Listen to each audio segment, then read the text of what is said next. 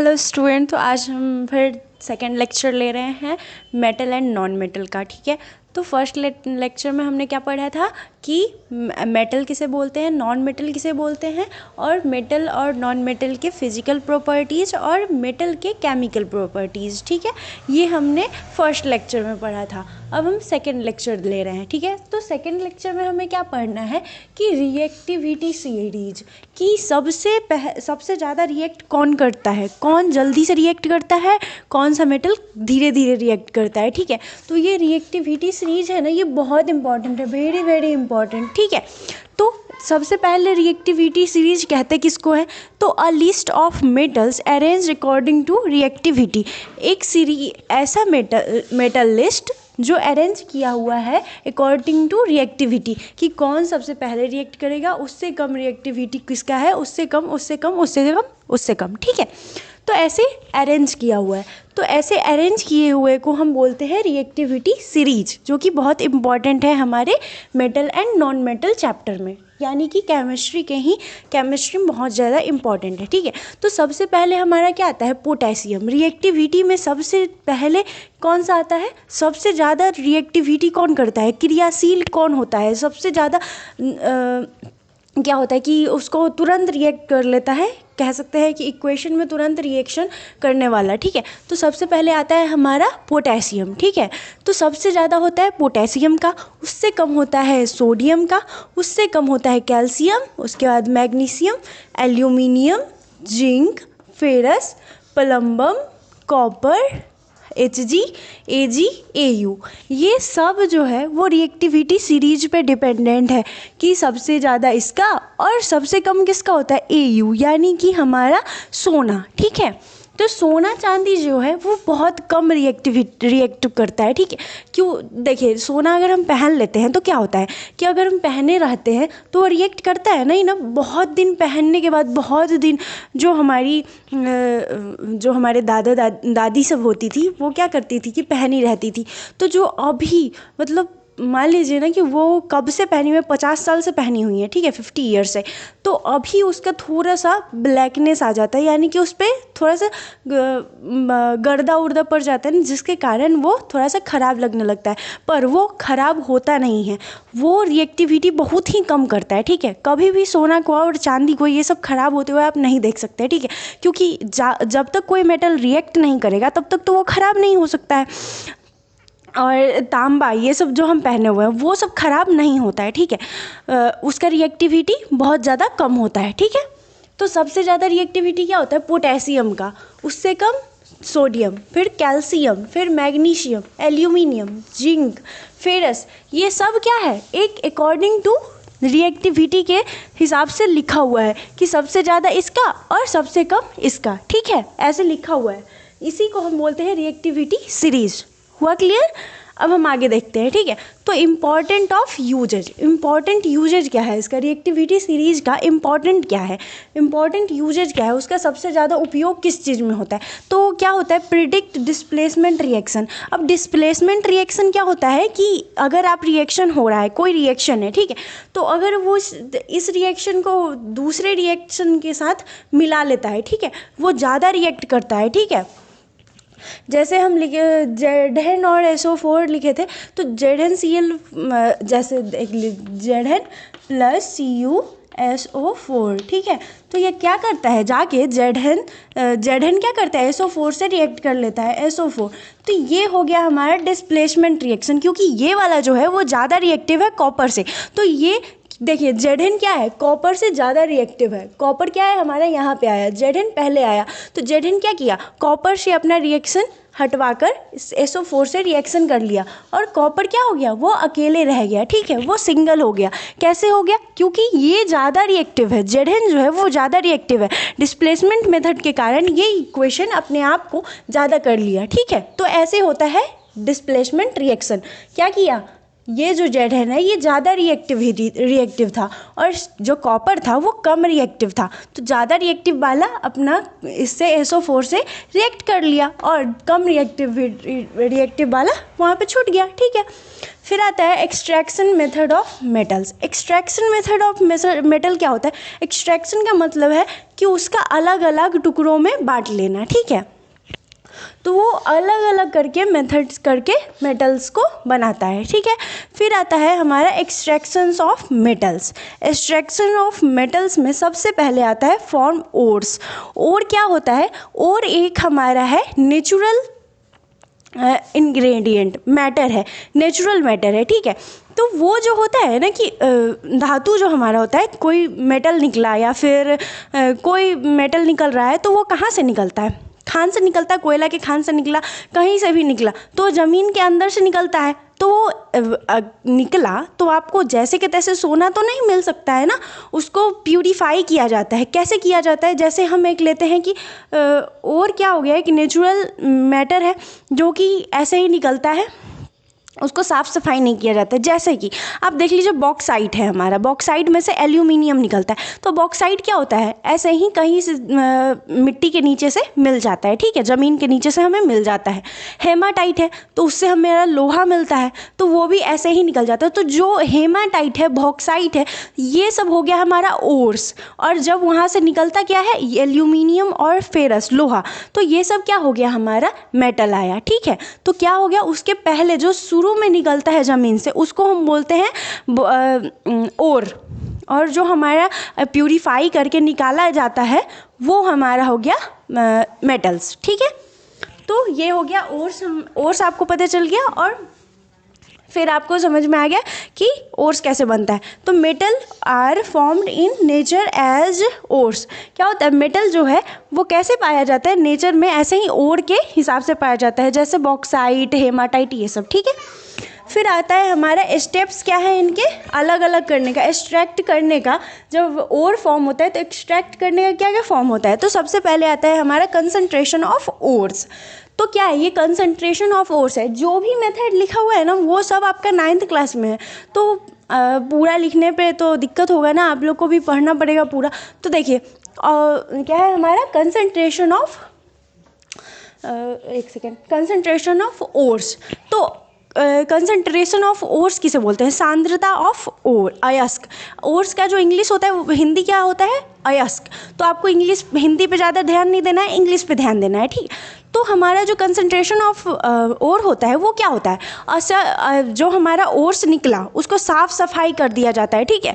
जब साफ़ सफाई किया जाता है तो फिर हमारा निकलता है मेटल, उसी को हम बोलते हैं कंसंट्रेशन ऑफ ओर्स, ठीक है। जब हम ओर्स को निकाले, ज़मीन से निकलता है ऐसे ही ओर्स, जैसे बॉक्साइट निकला तो उसको साफ़ सफाई करके, जैसे उसका मेथड होता है, जैसे हैंड पिकिंग मेथड होता है, जैसे हैंड से निकाल के अलग कर सकते हैं, या फिर मैग्नेटिक मेथड होता है, मैग्नेट चिपका के अगर लोहा निकालना है तो वो तो निकल सकता है ना। फिर आता है फोर्थ फ्लोटेशन मेथड, जिसमें हमको क्या करना पड़ता है? झाग बनाकर और वो निकल जाता है, ठीक है। फिर आता है एक और होता है हाइड्रोलिक मेथड, ठीक है। तो हाइड्रोलिक मेथड में क्या होता है कि पानी से धोया जाता है तो वो अलग हो जाता है, ठीक है। तो ये सब क्या है? हमारा कंसंट्रेशन ऑफ ओर्स के अलग अलग मेथड की कैसे अलग अलग होता है, ठीक है। तो ये सब आपका कहाँ 9th में पढ़ाया गया था, ठीक है। तो आप अभी हम सिर्फ बोल रहे हैं वो समझिए, ठीक है। तो कंसंट्रेशन ऑफ अयस्क क्या हुआ कि ओर्स को क्या किया जाता है? साफ़ सफाई करके मेटल को ज़्यादा प्यूरीफाई कर दिया जाता है, मेटल आ जाता है सामने, ठीक है। जैसे कि बॉक्साइट को हम साफ़ सफाई कर देंगे तो क्या बनेगा? वो हमारा एल्यूमिनियम बन जाएगा। और जब हम हेमाटाइट को करेंगे, हेमाटाइट को प्यूरीफाई करेंगे, अयस्क है हेमाटाइट, अगर उसे प्यूरीफाई करते हैं, ठीक है, और है हमारा हेमाटाइट और उसे हम प्यूरीफाई किए, ठीक है। तो प्यूरीफाई करने पे क्या आता है? हमारा प्यूरीफाई करने पे आता है हमें लोहा मिलता है। तो किस चीज़ से बनेगा? जो हमारा मैग्नेटिक सेपरेशन आएगा उस मेथड से हमें लोहा मिल जाएगा। मैग्नेट उस पर डाला जाएगा, वो सारा जितना भी फेरस होगा, लोहा होगा, वो हमारे मैग्नेट में चिपक जाएगा, तो वहाँ से हमारा निकलता है। तो ये हो गया हमारा कंसंट्रेशन ऑफ ओर्स, ठीक है। ये समझ में आया? फिर आया हमारा रोस्टिंग या फिर कैल्सिनेशन। तो रस्टिंग और कैल्सिनेशन क्या होता है? तो रस्टिंग क्या है? ओर को जब ऑक्सीजन की उपस्थिति में, ऑक्सीजन की प्रेजेंस में, जब ज़्यादा ताप पे, ज़्यादा टेम्परेचर पे, हाई टेम्परेचर पे जब हम गर्म करते हैं ना, तो उसे हम रोस्टिंग कहते हैं। रोस्टिंग ऑफ ओर्स क्या है? जब हम किसी भी ओर कहीं से भी निकल के आ रहा है, उसको हम ऑक्सीजन के प्रेजेंस में बहुत ज़्यादा हाई लेवल पे टेम्परेचर देकर उसको हम गर्म करते हैं, हीट करते हैं, तो फिर वो हो जाता है हमारा रोस्टिंग। ठीक है। कैल्सिनेशन किसको बोलते हैं? तो जब कैल्सिनेशन होता है ना, तो ओर को, जो हमारा अयस्क निकला, ओर आया ज़मीन से निकल के, उसको बिना हवा या फिर कम हवा, बहुत ज़्यादा कम हवा, ना के बराबर हवा में हम गर्म करते हैं, हीट करते हैं, तो उसे हम कैल्सिनेशन बोलते हैं। ठीक है, ये भी क्लियर हुआ आपका। फिर आता है हमारा रिडक्शन। रिडक्शन किसको बोलते हैं? तो रिडक्शन उसे बोलते हैं जब हमारा ऑक्सीजन किसी मेटल में से ऑक्सीजन हटता है या फिर हाइड्रोजन आता है, तो उसे हम ऑक्सीडेशन बोलते हैं उसको। रिडक्शन किसको बोलते हैं? रिडक्शन यानी कि हाइड्रोजन का हटना और ऑक्सीजन का उस मेटल से रिएक्ट होना, ये हमारा हो गया रिडक्शन। ठीक है, रिडक्शन किसको बोले? जब हमारा हाइड्रोजन हटता है उस रिएक्शन से और ऑक्सीजन उसमें जुड़ जाता है, उसको हम बोलते हैं रिडक्शन। ठीक है, ये क्लियर हो गया। तो ये था 3 स्टेप जिससे हमारा ओर फॉर्म होता है। ठीक है, फिर आता है हमारा बेस्ड ऑन रिएक्टिविटी। कोई ओर्स बनने में क्या होता है कि रिएक्टिविटी, यानी कि ये रिएक्टिविटी सीरीज, मतलब ज़्यादा रिएक्ट कौन करता है, कम रिएक्ट कौन करता है, तो उस पे बेस्ड होता है। तो टाइप ऑफ मेटल अलग होता है और एक मेथड होता है। ठीक है, तो जब हाई रिएक्टिविटी वाला होता है ना, हाई रिएक्टिविटी जल्दी से करने वाला, जैसे पोटेशियम और सोडियम, ये जब जल्दी करते हैं ना, तो उसका मेथड क्या होता है? इलेक्ट्रोलाइसिस। ठीक है, फिर मीडियम, जब जेडन और Fe आता है, जेडन फेरस, जिंक और फेरस का जब होता है, तो उसे हम रिडक्शन विथ कार्बन कर देते हैं। कार्बन क्या है हमारा? एक रिएक्टिव एजेंट है। ठीक है, कार्बन क्या है? एक रिएक्टिव एजेंट है। तो वो क्या करेगा? ऑक्सीजन को हटा देता है, तो वहाँ से हमारा ऑक्सीजन को ले आता है, तो वहाँ पे हमारा हो जाता है रिडक्शन। ठीक है, फिर आता है लो, सबसे कम वाला। क्या है हमारा सबसे कम? कॉपर हो गया, फिर हमारा Ag हो गया। ठीक है, तो ये सब क्या करता है? फाउंड फ्री और सिंपल हीटिंग क्या करता है? या तो कॉपर जो है हमारा, या फिर सोना है, वो ऐसे ही मिल जाता है, या फिर उसको थोड़ा सा हीट कर दीजिएगा, उसको टेम्परेचर दे दीजिएगा, तो उससे भी वो मिल जाता है हमारा। ठीक है, इतना क्लियर हुआ। अब आता है हमारा कोरोजन। कोरोजन क्या है? कोरोजन का सीधा समझ लीजिए कि जंग लगना। ठीक है, कोरोजन का मतलब हुआ जंग लगना, किसी भी मेटल का खराब हो जाना। ठीक है, तो slow destruction of metal due to air moisture. Corrosion कब होता है? जब मेटल में, अगर आप मेटल रखा हुआ है, लोहा का रॉड है, ठीक है, वो रखा हुआ है, तो कुछ दिन के बाद उस पर जंग लग जाता है और वो लोहा किसी काम का नहीं बचता है। जंग लगने के बाद वो लोहा किसी काम का नहीं बचता है, वो क्या हो जाता है? खराब हो जाता है। ठीक है, तो क्या होता है, मेटल का जब मॉइस्चर और एयर से ऑक्सीजन और मॉइस्चर मिल जाता है ना, थोड़ा सा उसको हमारे वातावरण में क्या है, मॉइस्चर होता है, उसमें वाटर चलते रहता है, वाटर पार्टिकल्स चलते रहते हैं, तो उसे वही मॉइस्चर हो गया। और जब उसका एयर का कनेक्शन आता है और मेटल भी मिल जाता है, तो वहाँ पे जंग लगना शुरू हो जाता है, कोरोजन हो जाता है। तो उसका एग्जाम्पल क्या है? Rusting of iron. आयरन का, लोहा का जंग लगना, रस्टिंग ऑफ आयरन। तो क्या होता है इसमें? Iron plus oxygen plus water. क्या होता है? आयरन जब हमारा रॉड रखा रहता है, उस पर क्या होता है? ऑक्सीजन जो हमारे वायुमंडल, इन्वायरमेंट में चलते रह रहा है। वाटर पार्टिकल भी हमारा मॉइस्चर होते रहता है, मॉइस्चर आ जाता है, तो वहाँ से हमारा हो जाता है रस्ट यानी जंग। तो रस्ट में क्या होता है? Fe2O3 plus half H2O। तो आपको याद करना है, रस्ट का जो फॉर्मूला होता है Fe2O3 होता है। ठीक है, तो प्रिवेंशन क्या करेंगे इसमें? प्रिवेंशन यानी कि उसको बचाव कैसे करेंगे, कोरोजन होने से बचाव हम कैसे करेंगे? तो क्या कर सकते हैं हम? पेंटिंग करेंगे, उस पर पेंट कर देंगे, लोहे के रॉड पे हम पेंट कर सकते हैं, तो उससे हमारा नहीं लगेगा जंग। गैल्वेनाइजेशन करते। गैल्वेनाइजेशन का मतलब क्या है कि जिंक का उस पर लेयर चढ़ा दिया जाता है, लोहे के रॉड पे जिंक का एक लेयर चढ़ा दिया जाता है, तो वहाँ पे गैल्वेनाइजेशन, उसी प्रोसेस को बोलते हैं। ठीक है, ऑयलिंग कर सकते हैं, उस पर तेल लगा सकते हैं, एलॉइंग मतलब कि उसको एलॉय बना सकते हैं। वही रॉड में और कोई चीज़ ब्रास जैसे होता है ना, तो वो एलॉय है। तो ये सब दो तीन मेटल एक साथ जब बना दिया जाता है ना, तो उसमें फिर कोरोजन नहीं होता है, जंग नहीं लगता है, ठीक है। फिर ये क्लियर हो गया हमारा कोरोजन किसको बोलते हैं। फिर आता है हमारा properties of non metal. Non metal का प्रॉपर्टीज क्या है, chemical properties of non metal. तो chemical properties of non metal में सबसे पहले आता है रिएक्शन विथ ऑक्सीजन। सबसे पहले क्या कर रहा है कि नॉन मेटल एक ऑक्सीजन से रिएक्ट कर रहा है। तो नॉन मेटल जो है वो क्या करता है, एसिडिक ऑक्साइड बना देता है। जब नॉन मेटल ऑक्सीजन से रिएक्ट करता है तो वो क्या बनाता है, एसिडिक ऑक्साइड। जैसे सी है, एक कार्बन है हमारा, क्या है, कार्बन क्या है, एक नॉन मेटल है, वो ऑक्सीजन से रिएक्ट करेगा तो CO2 बनाएगा। ये एक एसिडिक ऑक्साइड है, ठीक है। फिर आता है हमारा रिएक्शन विथ हाइड्रोजन। अब क्या करेगा, रिएक्शन विथ हाइड्रोजन से रिएक्ट करेगा एक नॉन मेटल, तो क्या होगा, form covalent compound. Covalent compound क्या है कि दोनों मिलकर रहेगा, ठीक है।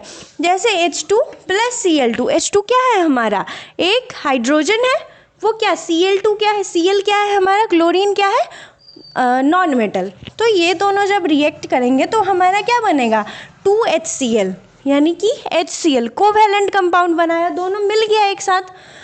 अब हम इसको क्या करें, बैलेंस करके लिख रहे हैं। तो बैलेंस, जो भी इक्वेशन आप लिखेंगे उसे बैलेंस करके लिखेंगे, ठीक है। आपको हम फर्स्ट चैप्टर में ही बताए हैं। तो बैलेंस किए तो 2 आ गया, हो गया। फिर ये क्लियर हो गया हमारा chemical properties of non metal, 2 ही गो था, ठीक है। फिर आता है हमारा आयोनिक कंपाउंड। आयोनिक कंपाउंड किसे बोलते हैं, जब मेटल और नॉन मेटल दोनों एक साथ रिएक्ट करते हैं तो फिर हमारा आयोनिक कंपाउंड आ जाता है, ठीक है। तो metal plus non metal = ionic compound. तो क्या आयोनिक कंपाउंड बनता है, Na + Cl = NaCl। Na क्या है हमारा, मेटल, Cl क्या है हमारा, एक नॉन मेटल, Cl क्या है, क्लोरीन, एक नॉन मेटल है, बना क्या हमारा, NaCl। NaCl क्या हो गया, एक आयोनिक कंपाउंड, यानी कि साल्ट लाइक, ठीक है। जितने भी साल्ट है वो क्या है, आयोनिक कंपाउंड है। जब मेटल और नॉन मेटल मिल जाते हैं तो हमारा आ जाता है वहाँ से आयोनिक कंपाउंड, साल्ट, यानी कि साल्ट। जितने भी आयोनिक कंपाउंड होते हैं वो सारे होते हैं साल्ट को क्या होते हैं, आयोनिक कंपाउंड होते हैं, ठीक है। तो ये हो गया है हमारा आयोनिक कंपाउंड। अब आयोनिक कंपाउंड के प्रॉपर्टीज पढ़ने हैं तो हम अगले लेक्चर में लेंगे। तो आज के लेक्चर में इतना ही। Thank you.